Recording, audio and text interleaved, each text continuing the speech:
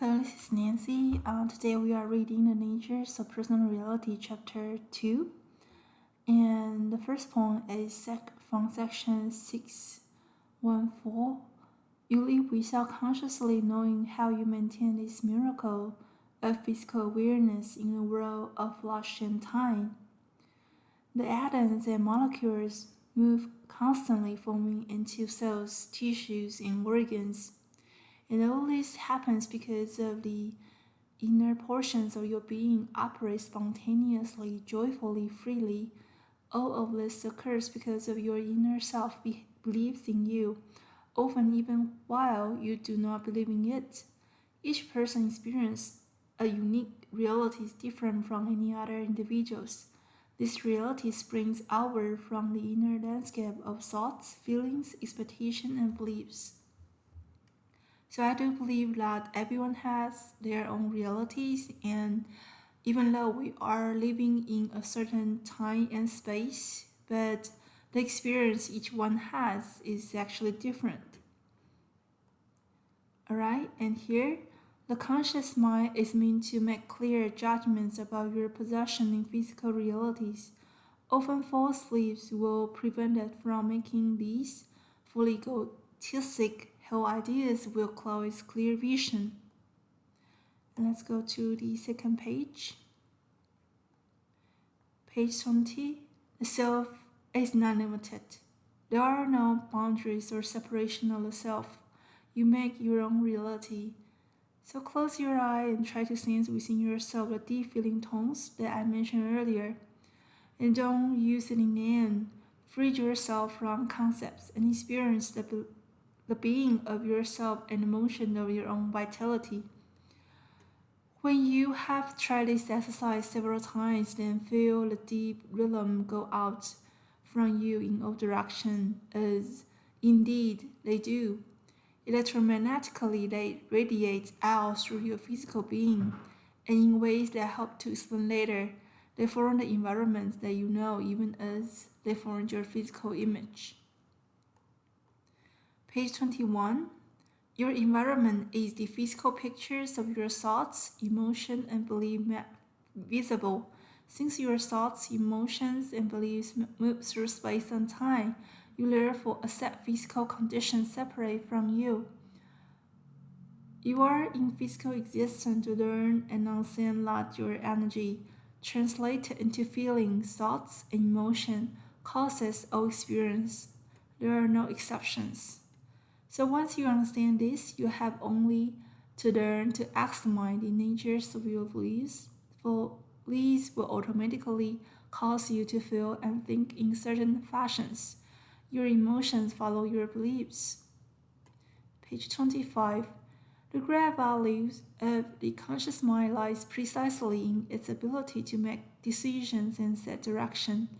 Its role is dual. However, it is meant to assess conditions both inside and outside. So the inner self will transmit to the conscious mind insights and intuition meant to clear sight. Your idea and belief from the structures of your experience, your belief and the reason for them can be found in your conscious mind.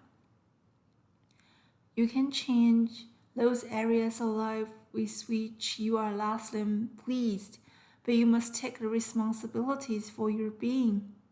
You are not here to cry about the miseries of the human condition, but to change them when you find them not to your liking through the joy, strength, and vitality that is within you, to create a spirit as faithfully and beautifully as you can in flesh.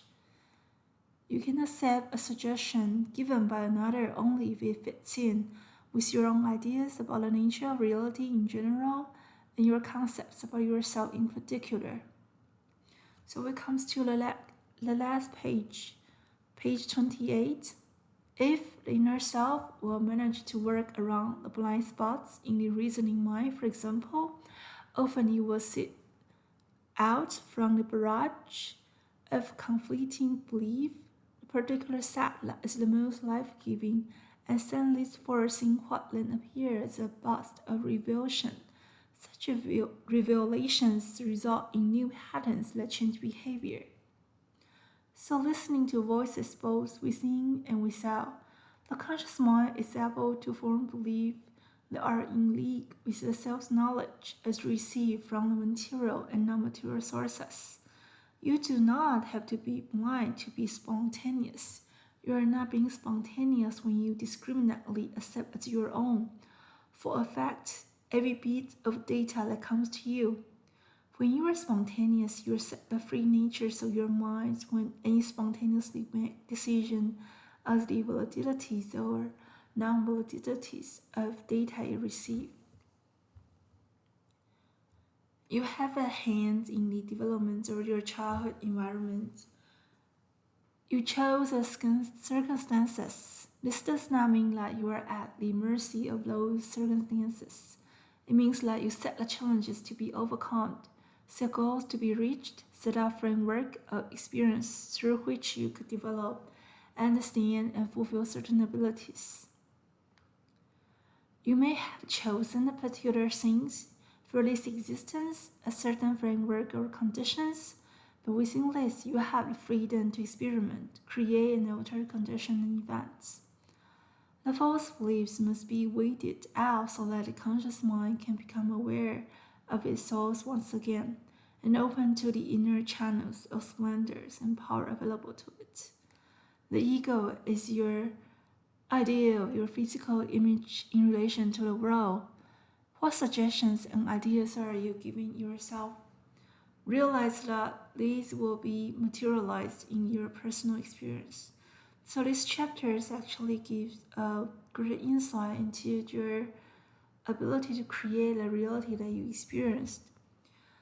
So by changing your belief, you will be able to change your reality you experience, starting from the emotions and the feelings that maybe you are not liking the reality you presently is in.